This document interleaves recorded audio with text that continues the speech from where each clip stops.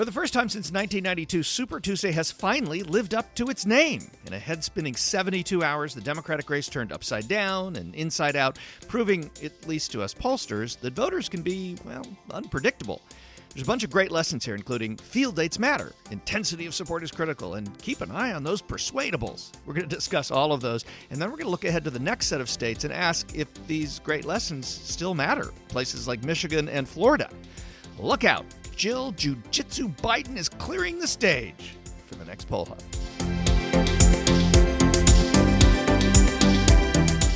And hi, everybody. Welcome to Poll Hub. I'm Jay DeDapper, Director of Innovation here at the Marist Poll. And I'm Mary Griffith, Media Director of the Marist Poll. And I'm Lee Miringoff, Director of the Marist College Institute for Public Opinion. And we have an expert from our staff that is joining us today, Stephanie Calvano. Tell us your title and what you do here. I'm the Director of Data Management and Technology. So I do questionnaire programming, project setup, and then after it's fielded, I do data processing and analysis. And to be fair, you actually do a lot of work for us on Poll Hub, which we don't often talk about. We never credit you with when we're looking for data that we can discuss and we're looking to dig into stuff. You're often the one we kind of look to and say, "Hey, fix it." But we're not going to find it for us. But we're not going to credit her anyway in the future, so we're not going to change that. Okay, Anonymous. So this will be the last time we ever hear from you. Hey, so Super Tuesday lived up to its billing. It was Super Day. One of the things, though, when you look at, say, like the New York Times has a great page, a lot of these places do, and you look at each of the states and each of the results, and then as you dig in, it shows you the latest polls. And what really struck me about nearly every one of these states is the latest polls, none of which were ours. We didn't do them in the last couple of days. Were all wrong. In almost all cases, they were wrong, and I'm doing air quotes on wrong. What's the lesson there, Lee, about those being wrong? You know, it's a lesson that we often talk about, and it's a lesson that we've talked about in the academy that we use very often and have developed for this purpose. And I guess one of the things we always want to do is hope an election separates out what's predictive, what's not predictive, what's a pre-election poll, what's a horse race poll, what's an exit poll, what's an entrance poll. And yet we find ourselves annually back in the same pit. And so that's a long answer to say field dates matter. Now, I know that sounds almost so silly it shouldn't even bear repeating, but you need to see when a poll is conducted. Why? Because the campaigns don't stop once you do a poll. And if you go into the field, lots of things can happen. There can be debates. We've seen that a lot this year. There have been endorsements. Lord knows those had a big impact just recently in South Carolina and then going into Super Tuesday. Yeah. Right. Yeah. So we see a lot that goes on. And, you know, we talk about polls being a snapshot, a portrait of what the electorate is saying at a given point in time.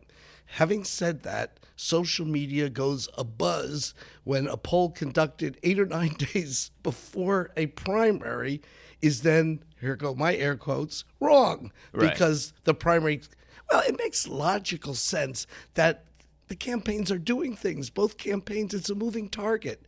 And Right. So, well, and in this case in particular, Mary, Super Tuesday was 3 days after South Carolina. South Carolina is this ginormous reset where Joe Biden wins for the first time, wins big, and so many voters in all of these other states all of a sudden wake up and go, oh, what am I going to do? Right, and I don't think anybody really could tell the impact of those 3 days going from South Carolina and into Super Tuesday. I mean, when you think about it, Lee mentioned the endorsements. They weren't just endorsements. I mean, these were big endorsements. This was Amy Klobuchar and Pete Buttigieg dropping out of the race, throwing their support behind Joe Biden.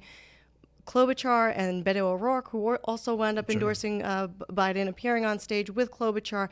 The quote-unquote Joe-mentum, as everybody's been talking about, that really took things I to... hate that. I do too. I do too. what did that do for Klobuchar-mentum? The Klobumentum I could take. The Joe-mentum, sorry. It's just too many. Clo-mentum went to the Joe-mentum. Exactly. I hope not for Joe Biden, and or at least Joe Biden hopes not. But the point here is that we spent a lot of time talking about the 3 days between South Carolina and Super Tuesday, and this being a detriment to Joe Biden because he didn't have the operation, he didn't have the money in place, he didn't have the advertising dollars in place that Mike Bloomberg did, but yet that 3-day period actually proved to be a solid bounce for him. So again, lots can happen in the campaigns, as Lee pointed out. So these polls early on establish a baseline. So a poll a week out tells us what's the basis of support a candidate has. Where is the electorate at that given point in time? And then you might get a chance. This year is really difficult because so much is happening so almost daily. But then you get a chance perhaps to have an after look after a debate, after an event, and you sort of get like what Monmouth College did. So you take our poll, you take their poll, and you see a big difference as a result of these intermediary events. That's helpful to understand what's going on. So you can get a surge, and you can measure that, and that is a useful observation that we can provide people who are studying and looking at this kind of thing. So, Steph, we were in the field in North Carolina and Texas, 2 states, Super Tuesday states. We were in the field before South Carolina. Correct. Before some of the debates, before some of the news, before the Clyburn endorsement, before the Clyburn, any other endorsements. So before all of this stuff, what impact does that have on our numbers? Does that make them less accurate, or does it mean that they're accurate for a point in time that very quickly gets in the rearview mirror? Well, it's exactly what Lee just said. When you're looking at a poll, you look at the field dates, and it gives you a snapshot of what the race looks like at that moment. That can change. There's events. I mean, we saw that looking at South Carolina data that we collected before the Nevada debate and after the Nevada debate. There was movement even within a poll that we did through a 4-day period. So there are events that can impact things. So what do we look at when we're asking questions to try and figure out like what could change? One of the things we look at is intensity of support. So after we ask who they're supporting in the primary, we follow that up with, would you say you strongly support that candidate, somewhat support that candidate, or do you think you might vote differently on primary day? And that gives us a sense of who has people firmly in their camp and where people live who might be able to be persuaded or change their mind before primary day. And what's interesting, of course, is not all the time is it like a primary we're living with right now where there's massive fluid uncertainty in electorate. Yeah, Clinton Sanders 4 years ago. Yeah, and also Clinton Trump until the end was very fixed. You could have taken a poll in August and mixed it in with September and October. It changed in the last week, as we all know. But, sometimes if people are sort of set, you're going to get more of a flat period. It's not going to be as, a seesaw like we sometimes are seeing right now. But the bottom line is, if you don't have a lot of people who are undecided or tell us they might vote differently based on the question of intensity that Stephanie just talked about, then you have a certain number of persuadable voters. And we saw in the persuadable numbers in South Carolina, I mean, we're talking 20, 25, almost 30% in some of these states up for grabs. And how do we characterize persuadables, Lee? Well, I think, it's a combination of those people who tell us they're undecided and also people who tell us that they may have a candidate, but they might vote differently. And so those are really soft supporters. And when you're talking about 25% with a week to go before a primary, that's a very large number. And that creates the kind of movement we're seeing in these states. So the other thing we were looking at was intensity of support, not just the persuadable. Persuadable is one thing, but we also look specifically at intensity of support for certain candidates. And in North Carolina and Texas, something that stood out to me in Texas was that when we looked at intensity of support in our poll, which again was not the day before the Texas primary, it was before South Carolina. It was before all this news broke. It was during a time, I think it's worth noting, that that it was widely seen in the conventional kind of wisdom that Joe Biden's campaign was on life support, right? I don't think I'm overstating that. And the intensity of support among his supporters was strongly support was 52%. Bernie Sanders, it was 68%, which is a significant difference. In North Carolina, it was much closer. It was 58% for Joe Biden supporters and 61% for Bernie Sanders supporters. It strikes me, just looking at this anecdotally, that North Carolina is a state much more like South Carolina, many more African Americans, many fewer white voters that might be very liberal and might be more likely to support Bernie Sanders, many fewer Latinos, which was a big difference in Texas. Did these numbers tell us something? Even though they're from a week ago, did they tell us something? They tell us where it is, not to go back to be a dead horse here, but they tell us Snapshot in time. A snapshot in time. Our friend It's Gary, a narrative. Our friend Gary Langer likes to call it a portrait or a narrative, as Mary just said. And it talks about attachment. And attachment, we know, can be tied to behavior. We know that in the market research field, where people are really, gung-ho on a product, that's a strong attachment. Well, that's what we're also talking about in the electoral realm, the electoral marketplace, if you will, and that is how attached are people. And if they're not attached, then these events that occur are seen as, wow. Now, Democrats are looking for someone who's electable. We know that. The Bernie Sanders supporters are probably, as you said, the most committed of any of the candidates. But that doesn't mean there wasn't going to be this shuffle of voters, particularly in states that have different demography.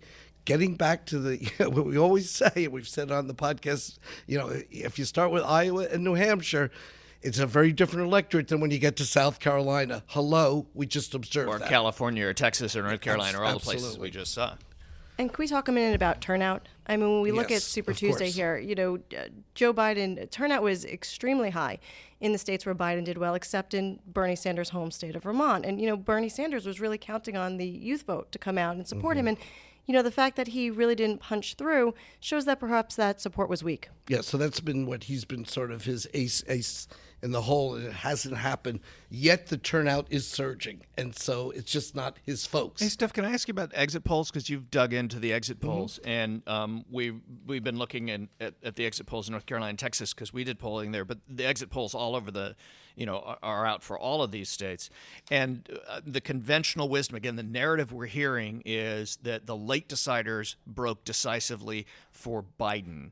When you look at these exit poll numbers, what else do you see that could tell us, for instance, what might happen in the future, if anything, based on what you're seeing here? Yeah. Well, just to piggyback off of the intensity of support, when you see that there's this high number of persuadables or that people are soft on support, it gives room for there to be a late decision. Right. And when if everybody's locked in hard, nothing really is going Right. to change. There's not going to be so late the Bernie movers. people were more locked in than others, but that softer support left room for late movement.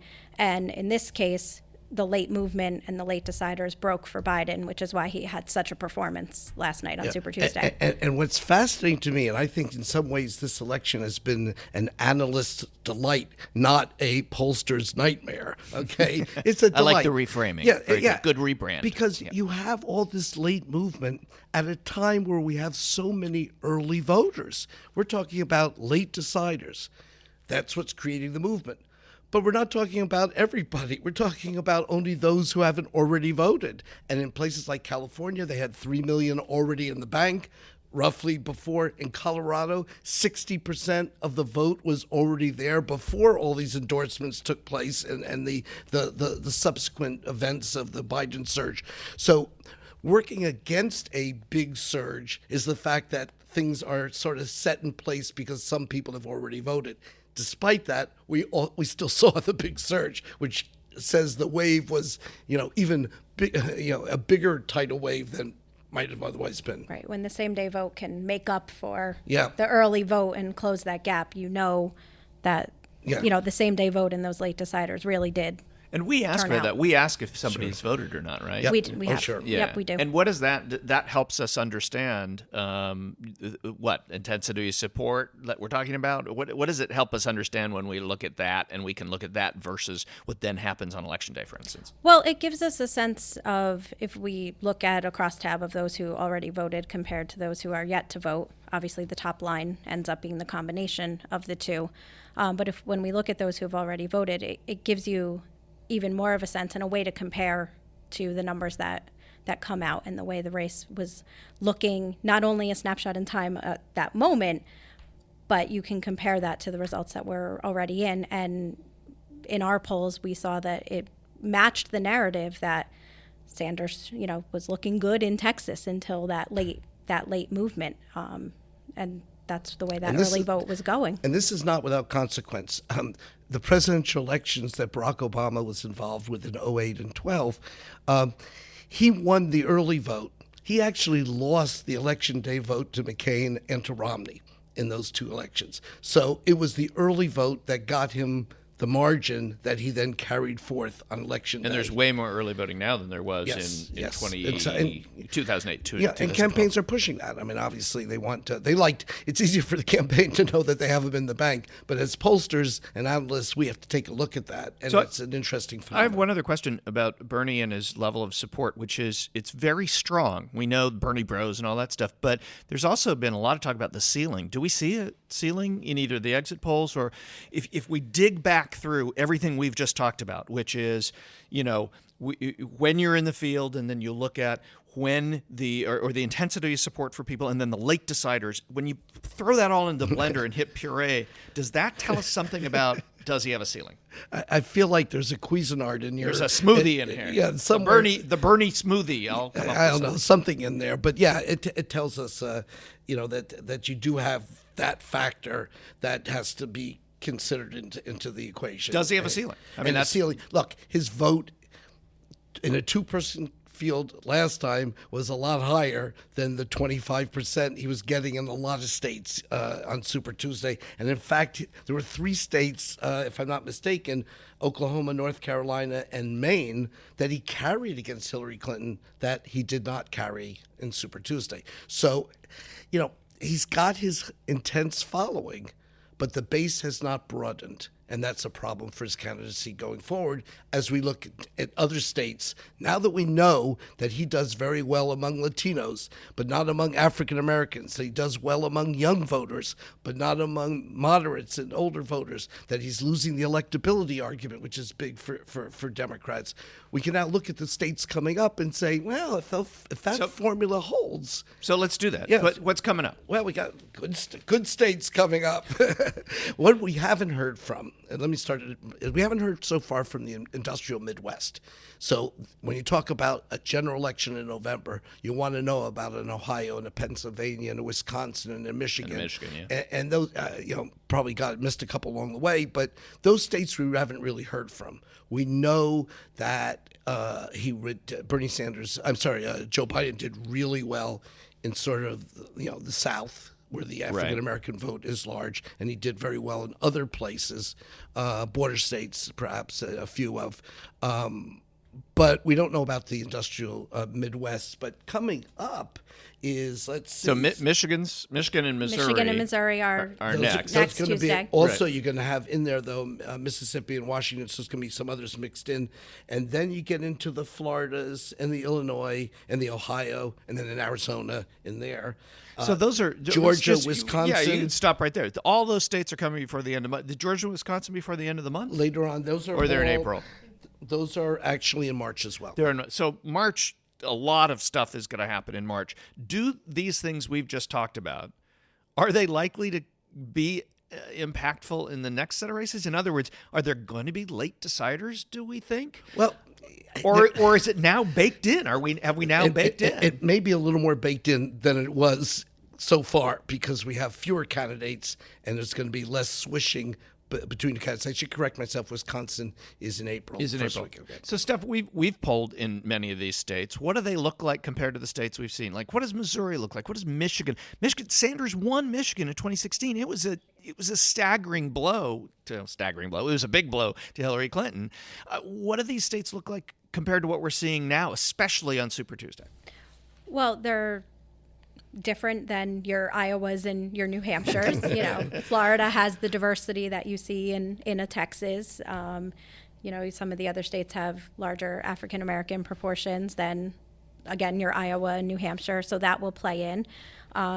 What we've seen in exit poll analysis thus far is Sanders is really having a strong showing among his core groups. Young people who identify as liberal, and very liberal, Latinos and very liberal now too. Latinos. Yep. But he's not translating that support into other groups. So, and Biden has performed very well among African Americans and actually overperformed among whites on Super Tuesday. He did better than expected. So I don't know if late deciders will necessarily be a factor going into these other states, But it'll be interesting to see if the trend continues that we've seen where Sanders holds on to those groups, groups that he has seen the support from. Do they move at all? Is Biden able to hold on to the support that he's now garnered after Super Tuesday? Right. Well, unless I'm wrong, what you're describing in these states is that Bernie doesn't need to just hold on. He needs to broaden, because Florida, he's decimated if he can't broaden in Florida. I would think in Michigan and Ohio, you look at the electorate there and where Biden is doing well and Bernie's doing well. If Sanders can't expand the base of support in these states, it just seems like, barring some kind of event that shifts things, and we've seen plenty of that, so it could certainly happen. But that seems like his only way to kind of climb back up. But think of the coverage, and Mary and I have talked about this. We seem to always get ahead of our skis on this. We like to know that things are inevitable, that once we see something occurring, this is now Biden time. So he's doing so well. There's that desire to kind of like get there and call it and project and move forward. And I don't think, obviously, that's going to happen. We're talking about a delegate race at this point. Yes, and that's so, a good point. The desire to call a candidate inevitable and to kind of wrap things up early, well, I think that unlike other contests in the past, that's just not going to happen in 2020. We're in for the long haul.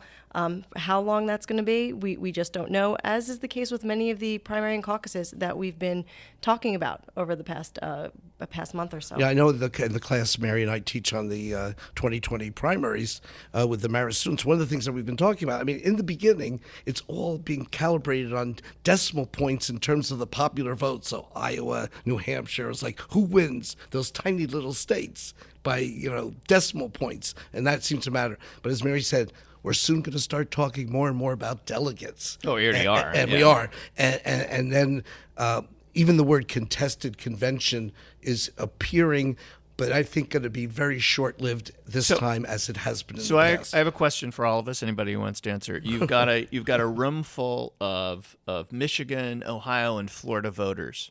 What do you want to know from them right now, day after Super Tuesday?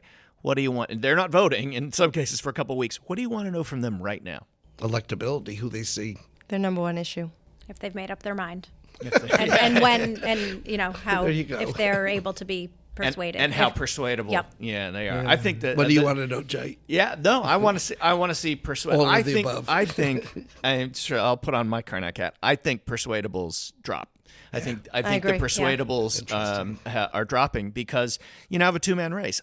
It seems to me that it's like a shopper in a store. You go into like the toothpaste aisle. There's 18 kinds of toothpaste. Democrats in Iowa and New Hampshire faced a lot of toothpaste, right? And then by the time you get to South Carolina, it's like, well, there's not as much toothpaste. I kind of like this brand or that brand. And then after South Carolina, it's like, there's two brands. You want Crest or you want Colgate? That's it. Which one do you want? And voters, it's easy to decide. If I've got a choice of Crest and Colgate, look, it's easier for me to decide. I'm just going to pick one.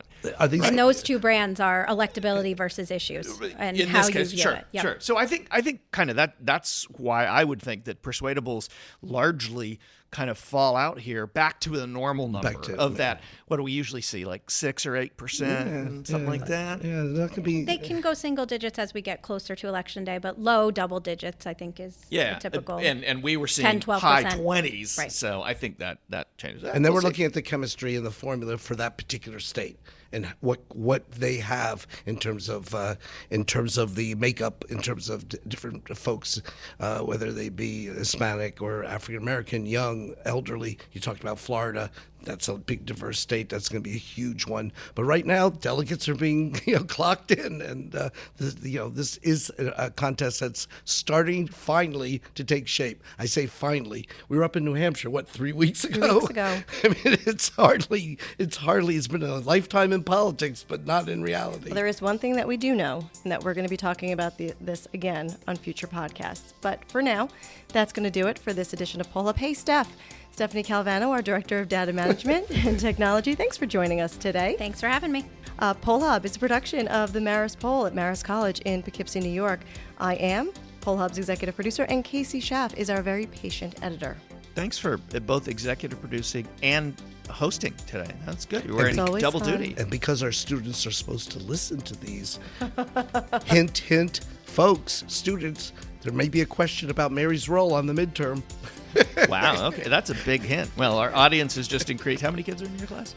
25. Well, 26. our audience is up by 25 this particular episode. We want to thank the Roper Center Archive at Cornell University for providing us with the ability to look back at survey questions and results over the decades. And again, thanks Stephanie for digging through a lot of the data as well and giving us lots of help. If you've got questions or comments, always the best way to reach out to us is on social media. We are at Marist Poll on Twitter and Marist Poll on Facebook and Instagram. And if I want to know, Jay, more about these kinds of issues, what do I do?